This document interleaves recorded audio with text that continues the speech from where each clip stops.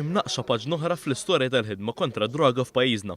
Dan hekk kif toru l-jum ta' tlieta, it-tellet konferenza nazzjonali li ddiskutit il-passi l qudiem lejn il-ħajja ħilsa mill-vizzju ta' droga. Il-konferenza laqgħet taħt saqaf wieħed bost entitajiet involuti fil-ġlieda kontra droga, fosthom membri tal-Korp tal-Pulizija, is-Setqa, l-Oażi u l-Karitas. Il-kelliema sostnew li l-problema ta' droga qed tagħmel ħafna ħsara fost iż-żgħażagħ Maltin. Bl-Ispettur tal-Pulizija Jonathan Kassar jagħmel aċċenna l-fatt li iktar minn qatt qabel jeżisti l-fenomenu tal-kriminalità organizzata.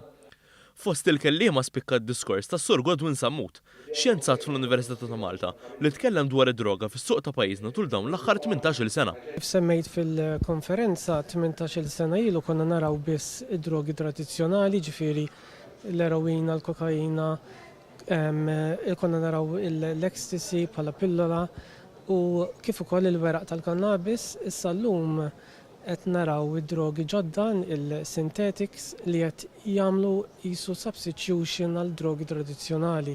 Is-Sur Muscat stqar li dawn id-drogi jġibu magħhom riski kbar, tant li riżultati xjentifiċi juru li hemm drogi li għandhom effett 5000 darba iżjed qawwi minn dak tal-eroina. Mela inti għandek is-synthetic ketones li huma replacement tal-kokaina tal-ecstasy li huma magħmuli minn diversi kimika u jiġu bħala kristalli. U hemm il-carfentanil li hija aktar qawwija li hija 5000 times iktar qawwija mill-heroin. Clifford Gallia, persuna li kien mirkub mill-vizzju ta' droga, qasam l-esperjenza personali tiegħu fejn stqar li hemm bżonn li nifhmu li droga mhix moħbija x'imkien remot, iżda tinsab disponibbli bl-iżjed mod faċli f'kull faxxa tas-soċjetà.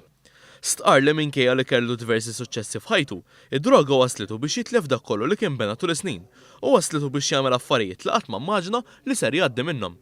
Il-Ministru għas-Solidarità Soċjali Michael Falzon qal li ta' kull sena mal-2000 persuna jħabtu l-bibien għall-għajnuna. Għandna sfortunatament ukoll f'pajjiżna l-problema ta' droga nikkalkulaw li madwar 2000 persuna fis-sena jirrikorru għall-għajnuna. U din hija xi ħaġa li tinkwitana, xi ħaġa li hemm impenn qegħdin naħdmu imma rridu naħdmu aktar biex din il-pjaga nkomplu niġġildula u nkunu aktar effettivi fil-ħarsien tal-individu li jkun vittma ta' droga, tal-familja tiegħu u tas-soċjetà in ġenerali. L-Speaker Angelo Farrugia appella lill-awtoritajiet Maltin sabiex dawk mill-quta mill-abbuż ta' droga flok jeqerdu lilhom infushom jgħaddu mill-programm riabilitattiv u jingħatalhom xogħol sabiex ma jerġgħux jaqgħu fil-vizzju.